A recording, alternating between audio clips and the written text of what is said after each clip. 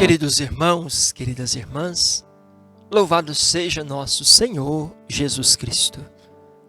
Hoje, sábado, final de semana chegando, trazemos o Evangelho, Marcos 9, 2 ao 13, o Evangelho que narra a transfiguração do Senhor. 6 dias depois, Jesus levou consigo Pedro, Tiago e João, e os fez subir a um lugar retirado, numa alta montanha, a sós. Então, foi transfigurado diante deles. Suas vestes tornaram-se resplandecentes, tão brancas como nenhuma lavadeira na terra poderia branqueá-las. Apareceram-lhes Elias e Moisés falando com Jesus. Pedro tomou a palavra e disse a Jesus: Rabi, é bom estarmos aqui. Façamos 3 tendas, uma para ti, uma para Moisés e uma para Elias. Na realidade, não sabia o que falar, pois eles estavam tomados de medo. Desceu então uma nuvem que os cobriu com sua sombra, e da nuvem saiu uma voz: Este é meu filho amado, escutai-o. De repente, olhando ao redor, não viram mais ninguém, a não ser Jesus com eles. Ao descerem da montanha, Jesus ordenou-lhes que não contasse a ninguém o que tinham visto, até que o Filho do Homem ressuscitasse dos mortos. Eles guardaram para si tudo o que foi dito, mas discutiam sobre o que significaria esse ressuscitar dos mortos. Perguntaram a Jesus: Por que os escribas dizem que primeiro deve vir Elias?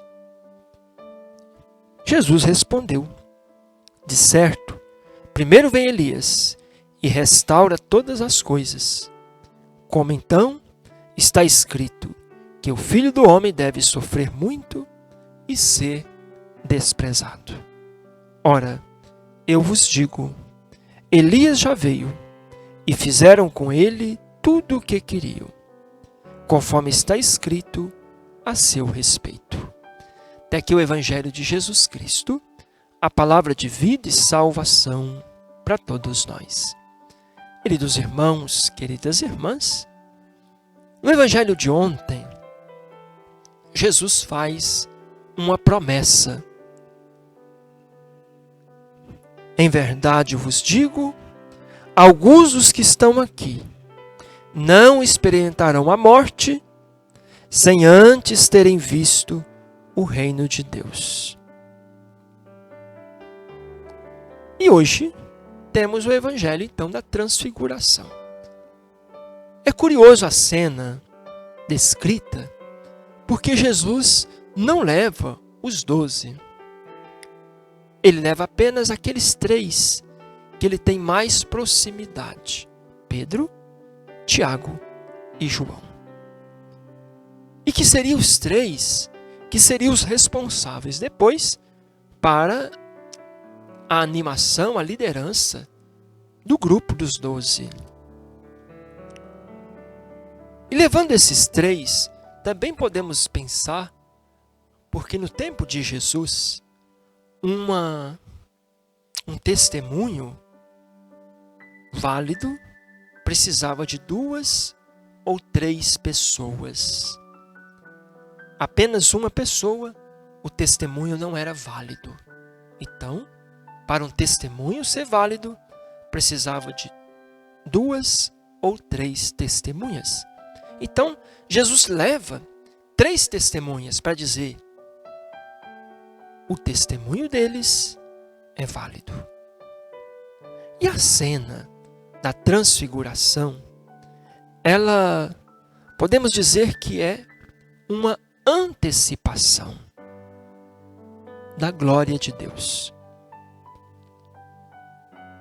Santo Agostinho, num de seus escritos, ele dizia: a igreja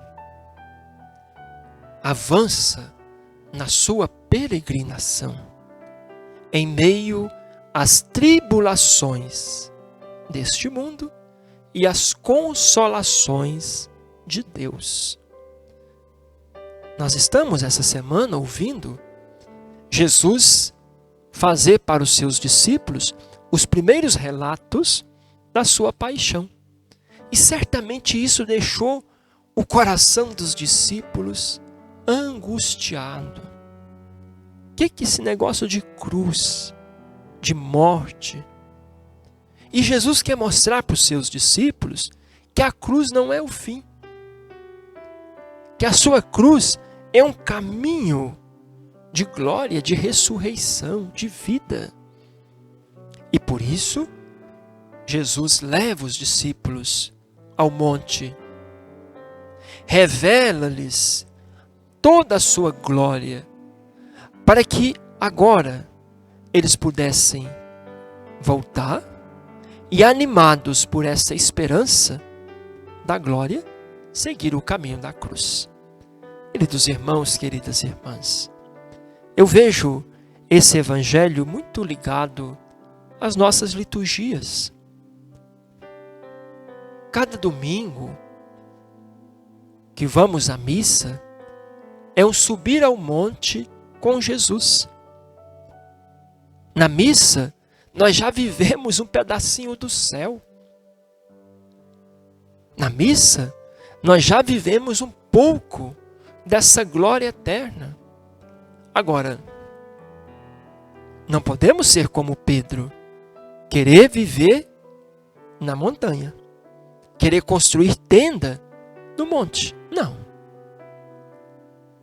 É buscar aquela luz para iluminar a cruz do mundo. Assim também somos nós. Não dá para construir tendas dentro da igreja, mas animados pela esperança da fé, dos mistérios que celebramos, iluminados pela luz da palavra que ouvimos, pelo farol da Eucaristia que comungamos, vivenciar as cruzes do mundo. Portanto, subir ao monte com Jesus, contemplar toda a sua glória, é um modo de consolar os nossos corações, de nos animar na esperança para a batalha do mundo. Que possamos fazer na nossa Eucaristia dominical esse subir ao monte com Jesus.